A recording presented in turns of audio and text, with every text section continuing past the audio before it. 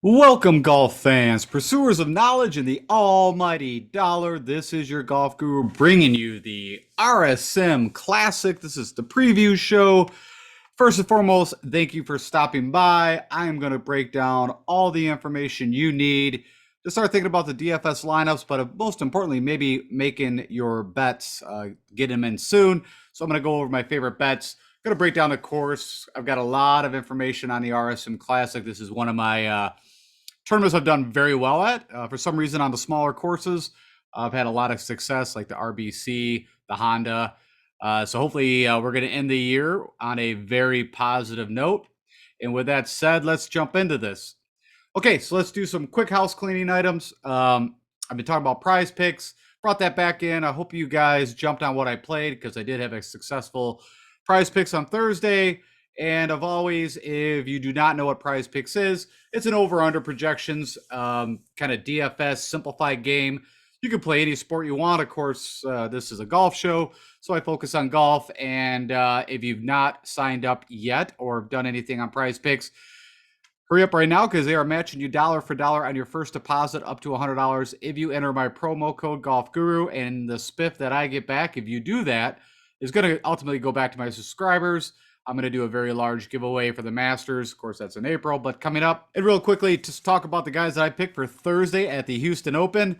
I kind of mentioned you guys. I knew that this was going to be a tough track. Now, funny enough, with ball in hand for Thursday, Friday, I was a little worried. But these guys are going off in the afternoon, except for Matthew Wolff. So Matthew Wolff just squeaked in there, shot the 68. And then I had Brooks, Tyrell Hatton, and Sungjae Im, who all went off in the afternoon. And funny enough, Sungjae Im got to come back in the morning to finish up his round, and he was only one under on his last hole. I believe this was on 9, par 3. He stuck it within like 2 feet, made the putt, and got to a 68, or he would have been at a 69. Now, funny enough, I thought I locked in the non-flex where you got to do 4 for 4, but I still got paid 3 for 4, and all was good. And so, actually, with that money, I'm going to be passing it on to you guys. So, real shortly, if you've not signed up for Prize Picks, go check it out. I highly recommend it. As I mentioned, simplified way. I like to diversify the dollars that I put into fantasy, and I have a good return on this one. Like I said, this from the golf side, I think is like 4 out of 6 that I've hit. And with that said, with that money, I am going to be passing it on to you guys because I want to do a holiday giveaway, just a thank you for everybody from my subscribe base that's been with me as my show has grown over the past year. And I'm at like 950 some subscribers. So I'm really trying to get to that 1,000. That would be a great holiday gift for me. So what am I doing? I'm giving away $100 randomly to 5 subscribers, and all you need to do is just tell me who you think is going to win the RSM Classic in the YouTube comments below. That gets you into the drawing, and then as you guys have been with me for a while, there's this random generator I use. I put all of you guys in there, and ladies, and I let it do its thing. And so, again, just as a thank you, nothing else. If you could hit the subscribe button if you're not a subscriber so you can get into this giveaway. But also, of course, everybody that's been with me, it's a thank you and happy holidays because we've only got really this tournament left. There's the QBE and the Hero, but I doubt there's anything from a DraftKings perspective. If there is, I'll do my shows. If there's not, I probably will not. I'll probably take the break, work on some things on my side to make sure that we have a great start of the 2020 year. Okay, so let's do a quick recap of the Houston Open. And a little bit shocking. I was shocked that the guys did not perform better. And why I say that is, yes, I knew it was a tough course compared to what they've been doing. But for under those conditions, you had a softer course Thursday and Friday. You had ball in hand. That the best out of the whole 132 players was Martin Trainer, who shot 10 under, which was the winning score of the tournament, which, of course, that's what Jason Kokrak got to. I can never recall a tournament that didn't have like crazy wind weather conditions because there was a little breeze, a little wind out there, but for Texas, that was not big wind. Yes, the fairways got a little firmer. Yes, the greens got a little firmer, but all in all, I was just shocked. I guess it's the simplest way to put it. I've never seen it. I have no explanation of why some of the guys struggle. Like, Patrick Reed, I think shot like 7 or 8 over on Sunday. That, just was kind of amazing to me. So long story short, I was not on Jason Kokrak. Of course, I was on Cam Smith. I was on Scheffler to get his first win, which really looked like it was going to happen. Of course, even Matthew Wolff, I thought had opportunities. Of course, I had Luke List, who also had a chance to win. Those are just some of the guys I remember that I picked. But yeah, I was going with distance and also with some, possibility of good ball striking and hopefully it could make some putts. And really that's what came down with Kokrak, because what you're looking at here on the right was kind of his last, last 10 tournaments since his win at Charles Schwab. So the one thing I've gained out of this is that 2 of his 3 wins have come in Texas. So maybe there's something there. But of course, really it came down to the putter. And when he won at the CJ Cup, I think he gained almost like 10 strokes with the putter, which makes sense. But I mean, that was a little crazy. But there was nothing that was showing us that Jason Kokrak was in really good form.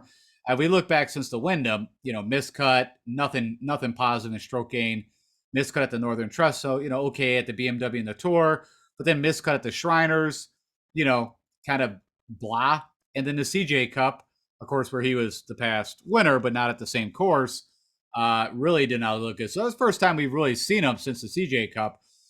And usually, like I said, where he's had his success is on shorter tracks or where he's placed well. So good for Jason Kokrak. And if we look at some of the stroke gain, you can see it was the putter that did it again. I mean, gained almost 9 strokes on the field. So, if you do that, you're going to have a good chance. Like Kevin Tway, gain, a little bit more than him. I mean, it really didn't do anything else except got off the tee and putted lights out. Scotty Scheffler, again, that's what killed him. When Scotty just has that, gains 5 strokes with a putter, gains 3 strokes with a putter, and does what he did ball striking, he's going to win his first tournament. You had the local Kramer Hickok, who I talked about on the values plays. Martin Trainer was, that would, if he would have won that tournament, I'd have been just blown away. I mean, you see his price tag, and you see, look how many guys you could have built a GPP lineup really with $6,000 for Tway, $6,000 for Hickok. You had 61 for Martin Trainer. I mean, it was just crazy. The names that were up there up top. I was jumping even on some guys. I think I jumped on Sanjay M. He came out to a hot start on Sunday. And at that time, he was like, I don't know, 6-7 strokes back. Maybe not that many. But I thought, he actually finished the hard side, the backside, 3 under. And I thought, man, if he shoots 5 or 6 under on the front, and he was getting at that time it was like 200 to 1 because he was so far back. But thought there was a possibility. And then he literally just went out and parred every hole. So Sam Burns just kind of blah, I mean, it was kind of up and down days. Same thing, that Sam Burns ended up only shooting 5 under total for that tournament is mind blowing. I don't know. Like I said, I don't have a good answer. I didn't watch a ton on the weekend, but I watched a ton on Thursday, Friday, from from the time it started on PAJ Live to the end. I mean, and like I said, I just didn't think the course was that challenging. Now, again, this was PGA Championship, U.S. Open kind of scoring. So who knows? That's enough, I think, for a recap. And I'm excited, to be honest, about the RSM. So with that said, let's talk about it. So let's go over the course breakdown. We are heading over to Simmons Island, Georgia. Of course, this is a 2-course rotation that they're going to do Thursday, Friday. So some of the guys will play Sea Island on Thursday. Some of the guys will play Plantation. They'll rotate. And then the weekend, whoever makes the cut will play Sea Island. So everything that we're going to talk about, from stroke gain to course, everything is going to be about Sea Island because that's where they're going to play 3 out of the 4 rounds. The courses are pretty similar. Very similar. And also, there's no stroke gain data at Plantation because they only play there one day. They don't even waste setting up all the stuff. So very typical, when they play Pebble Beach or any of these courses that they have 2 or 3 courses they play. This is the typical from a stroke gain perspective.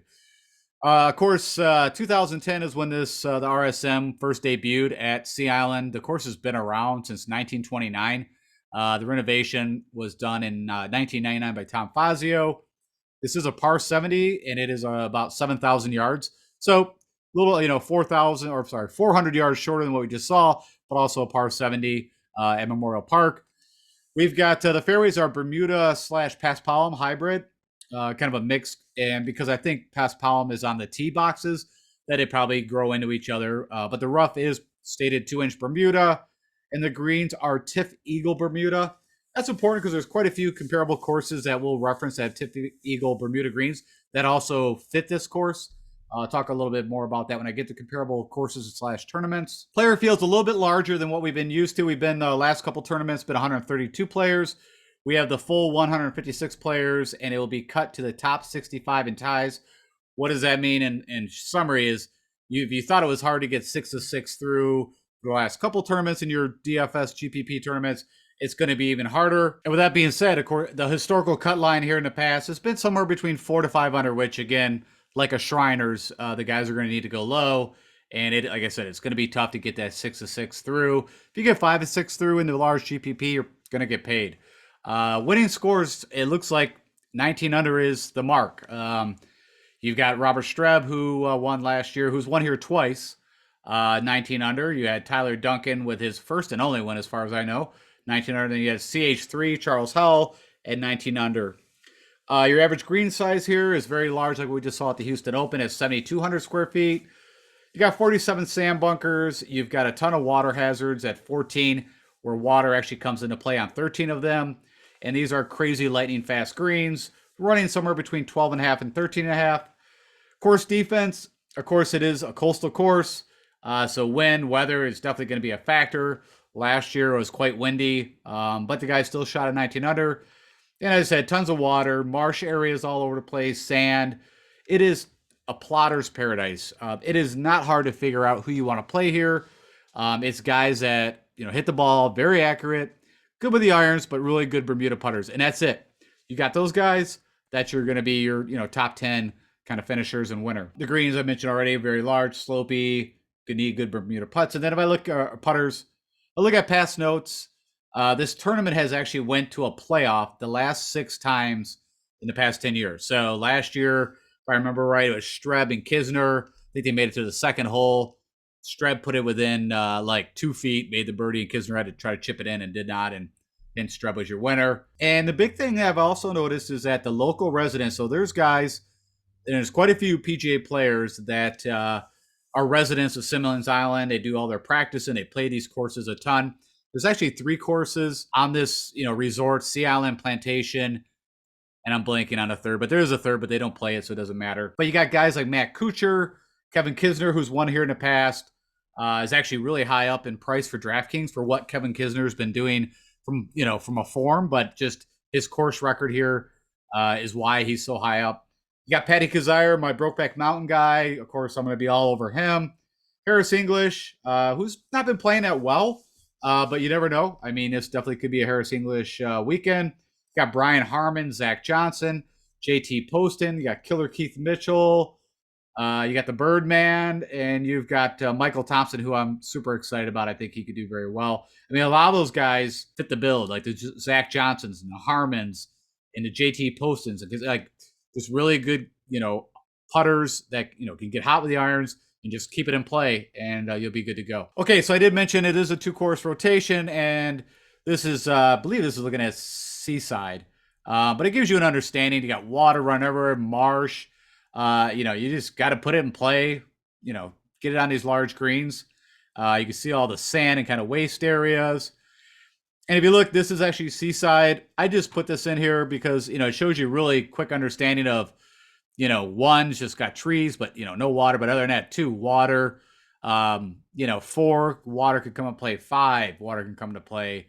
7 off the tee. 8, if you're me and you're terrible and you don't hit it far enough. But you can just see a lot of water comes into play on these holes. So, of course, no shocker, driving accuracy way over distance. And then this is Plantation, which has got a little less water into play, but still, like I said, very similar. Looks like maybe 4 or 5 holes on Plantation. You don't have to worry about water as much. Okay, so with that said, again, this is focused on Seaside. If we look at what's been done here at the past, what are the tough holes, the easy holes, we can get it quick. So you can see right out of the gate is not a happy, easy handshake. It is, some of the tougher holes are on your first 4 holes you're going to face. But then it really loosens up after you get, to number 5. And then, like I said, I'd say the back 9 is kind of a, off and on smattering. You've actually got 12 par 4s, 4 par 3s, and only 2 par 5s here. So we got to find guys that are also really good on gaining strokes on par 4s because you've got a ton of them here. So they're going to have to make some birdies on the par fours and also on the shorter par threes. There's two of them that are less than 200 yards. I did pull the official scorecard, and it is exact. So what they are going to be playing this upcoming weekend is the exact same yardage and holes and everything as previously from the data we've had. So all is good on that front. So how do you win the RSM Classic? And this is where I go through the stroke gain analysis and rank what I think you need. So if you're building your own models, of course, this is how I'm building my model that I'm going to show you guys who comes out of it.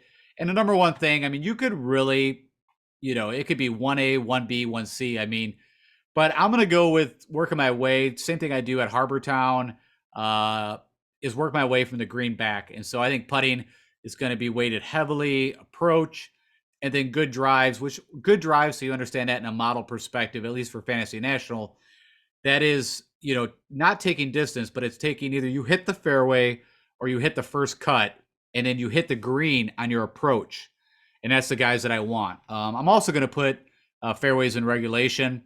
So that's the accuracy part, just to kind of double down on that. We're going to need guys, they're, all in all, good around the greens. Around the green, short game, sand saves. So prox to the pin, that is, shows up the most. Almost 25% of the shots are going to come in from 150 to 175. And then the next one that really shows up is 125 to 150 at 21%. So in long story short, we need guys good with their wedges and, like 9 irons, pitching wedges, that kind of thing. I already mentioned there's 12 par fours, but 9 of them actually are between 4 to 450. So that is going to be one thing I look at from a stroke gain analysis in the model. I mentioned there's 2 par threes. There's 4 par threes, but 2 of them are 200 yards to 225. And last but not least, there's only 2 par fives, and they're going to need to make their birdies there because you only got those 2 opportunities. And last but not least, with a 19, 20 under kind of target for a score, we need guys that can make birdies. Okay, so let's look at past winners. Now, I always do this from 2 sides. One is to confirm the type of player that's going to do well here, but it's also look at the stroke gain data and figure out to make sure, hey, this is what I see, what I think. I want to confirm it by past success. So this is looking over the last 2 years. Of course, I mentioned Robert Streb, Kevin Kisner, the playoff, and Tringali was up there. Landry, really good putter. Wiesberger, really good putter on Bermuda.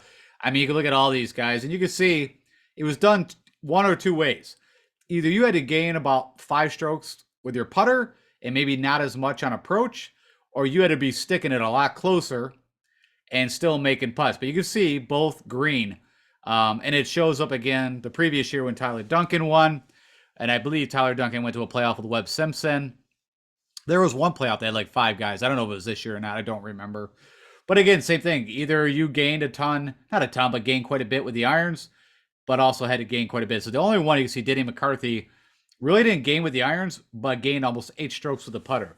So you can be done different ways. But the short of it is, if you look at off the tee, there's nothing here where you're seeing someone gaining crazy off the tee, especially the winners. So Streb gained a half a stroke on the field.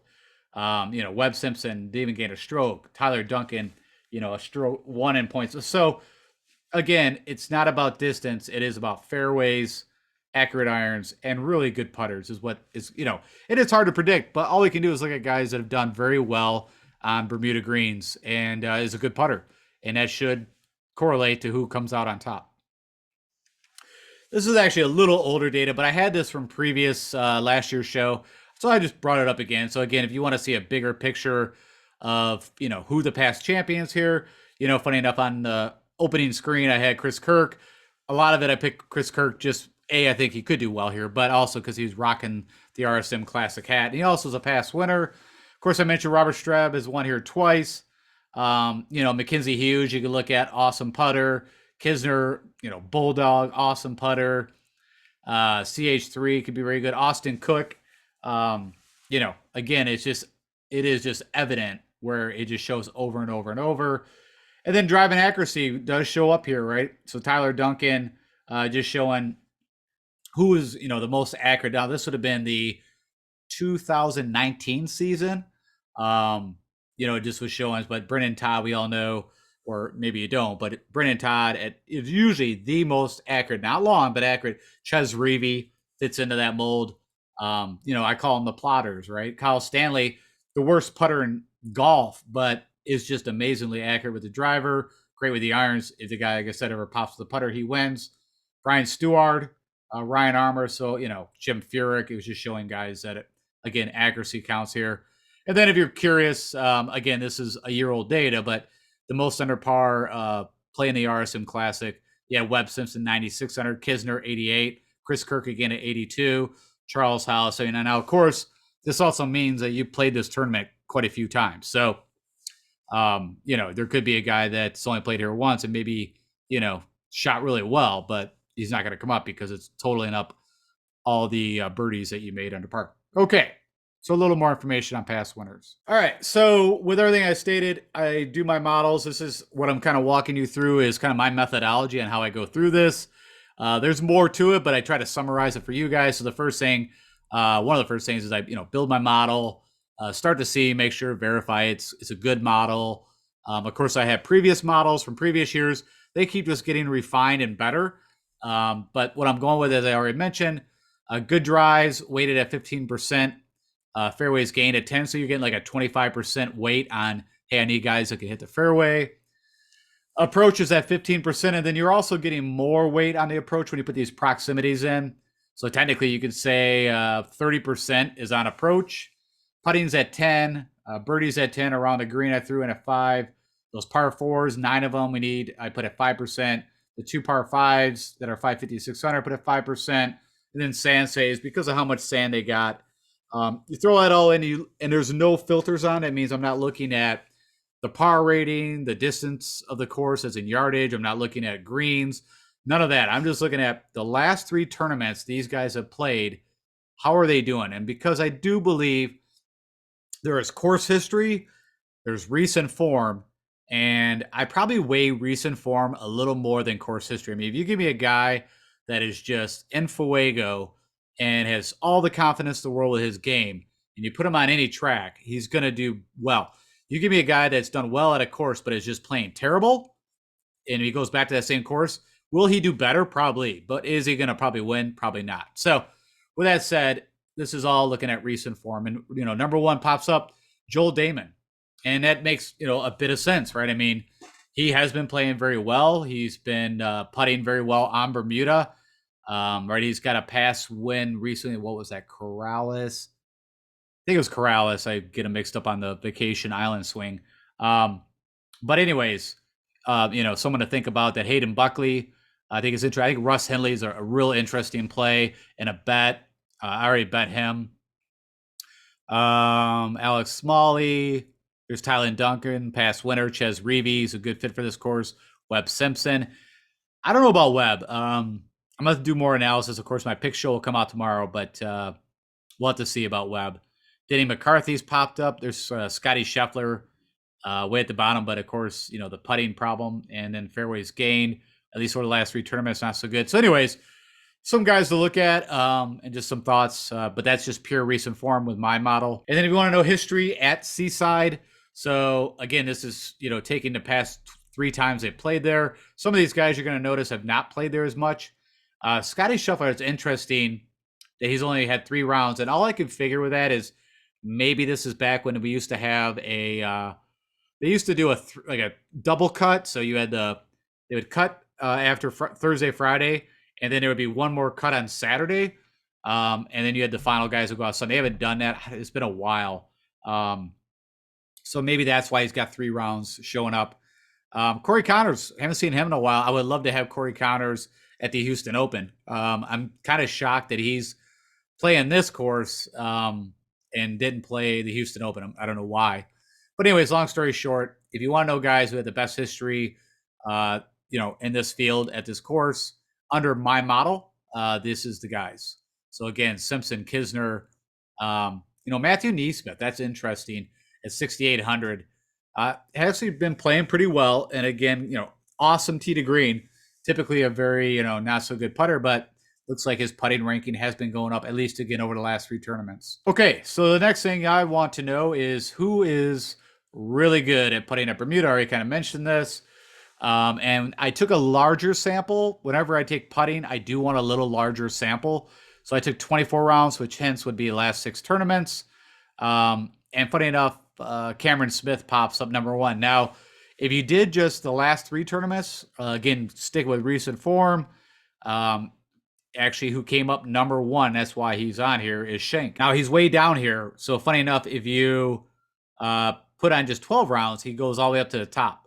But he's still top 20, but an amazing ball striker and has been just, coming so close to breaking through and getting his first win.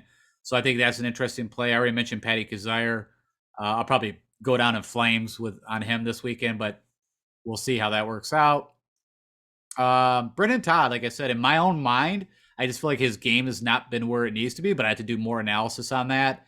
But I mean, he's the typical perfect play, right? I mean, that is the prototypical guy that I would think that you want to build your roster with, bet on, and has a really good chance of winning. All right, now if you want to know over the past 3 tournaments who's they played, who's been the most accurate driver, so it's purely looking at guys gaining fairways. Bryce Garnett comes up number 1. And then you see Robert Streb, number 2, which again, it kind of requalifies everything that I'm thinking and that my model is correct. Because you see past winners in this are up at the top. Just trying to see Michael Thompson there again. There's Brendan Todd, Corey Connors. There's Kuchar, Stanley, Lucas Glover. If he could putt, I think it was an interesting play. There's Ches Reavie I mentioned.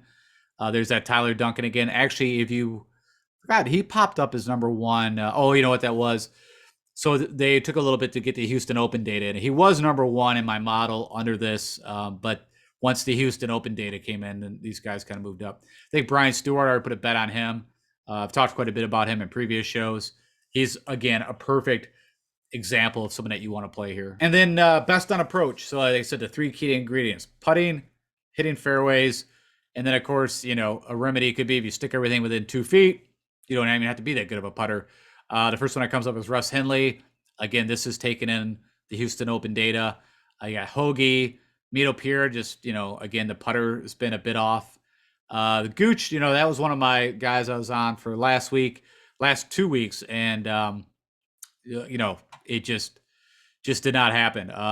Started out real good. Same with Aaron Wise. So, right, we were all on kind of the ball strikers. That's kind of switched over to guys that are just accurate and, don't have to be hit the long irons that well. You don't need them here. You just need guys that could get crazy hot on Bermuda greens and make sure they hit fairways, give themselves opportunities. And one of the last things I always do for you guys is I let you know comparable courses. So this helps out in a couple of different ways, right? I mean, we have plenty of stroke gain data here. That's not the problem. But it's always nice to see very similar courses where guys have done well. That does translate over. Also, you can literally just look at the, top 5 winners of the past, Honda Classic, Valspar, RBC.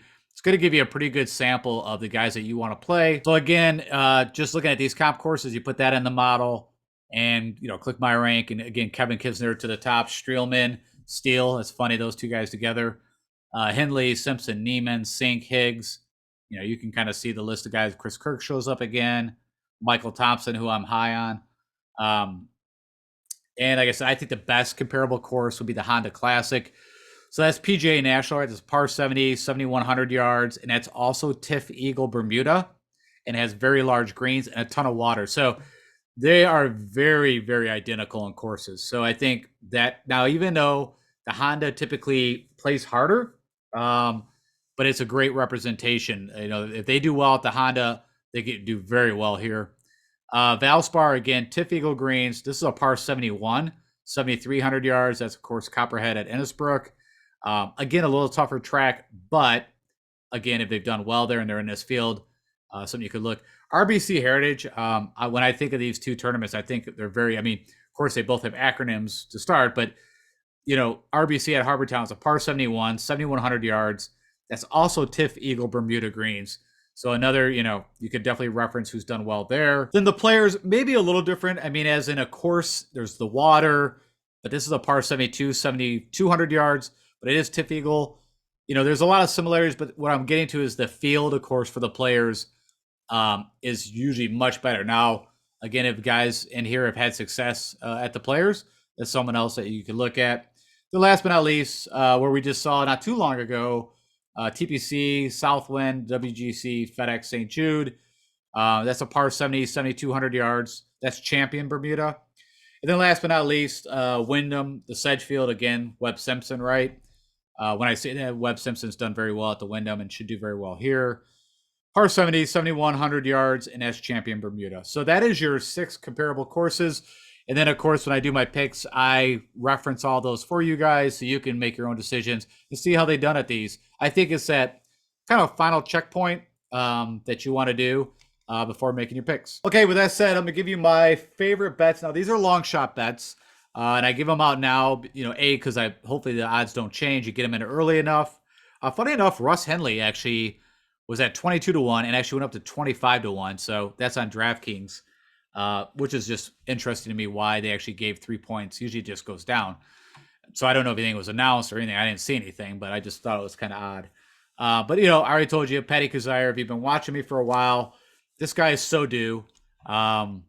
He is, he's a local, knows his course really well. It fits the mold. The only thing that makes me a little nervous is the driver, but I would guess some of these guys will go down to 3 woods, hybrids, driving irons to make sure that they're hitting fairways on most of these holes. It's the putting and the irons, and he does very well at like 125 in, and he's can be very, very good with the putter. So 131, I'm in on that. I already mentioned Hayden Buckley. Funny enough, it looks like an RSM Classic trophy. That is not. I think that's the Leasecombe from the Corn Ferry that he won not too long ago here. He's 100-1. I like him. I already mentioned Brian Stewart at 130-1. Perfect fit for this. Michael Thompson is probably my favorite. It's going to be in a lot of my lineups, and I put a pretty decent bet on him. It's just, I don't know if you guys have seen his beard, but had a really good showing at Mayakoba. This course just totally fits what I think. And if you think about his 2 wins, he won in the 3M Open. I believe that was like a year or 2 ago now. Some similarities there, as in a lot of water, got to keep it in play. And he also won the Honda. And I told you that's my number 1 comparable course. Now, that was a while ago. I believe that was like 2013 or 2014 when he won. And then Adam Schenk, as I mentioned, has been doing real good putting on Bermuda. Great ball striker, and has just been nipping at that first win. So maybe this is the time. So those are my long shot odds. Of course, I already mentioned Russ Henley. I think Louis Oosthuizen, this fits exactly what Louis does, even though his form hasn't been as good as it was. I think that's very interesting. Of course, Cam Smith. I always tell you guys, bet the guys that I'm on the previous week for whatever reason. When I'm all over a guy, for some reason, I'm always a week early. And so this could definitely be a Cam Smith week. Everything fits that he should do very well here. It's just his odds are, like 13-1 or 14-1. Nothing great. All right, that's it for my favorite bets, and that's it for this preview show. Again, hey, if you're not a subscriber and you're checking this out, hit the subscribe. And by the way, if you do that, tell me who you think is going to win the RSM. Get in the drawing to win $100. Use it for whatever the heck you want. And it's a little something back from me to say, hey, happy holidays, Merry Christmas. Hit that like button and share this with anybody else that you think might be interested. And if anything I could help you with, hit me up on YouTube for comments. And from a one and done perspective, and again, I'm going off memory of the field right now. Like I said, I like Cam Smith here. You did not use him. Russ Henley, I think it'd be a great play. Louis Oosthuizen, any of the guys like that are just real accurate, really good putters. That's who I'd probably plug in from a one and done. All right, guys, I'll be out tomorrow with my picks for you guys, and I'll talk to you then. All right, have a great day.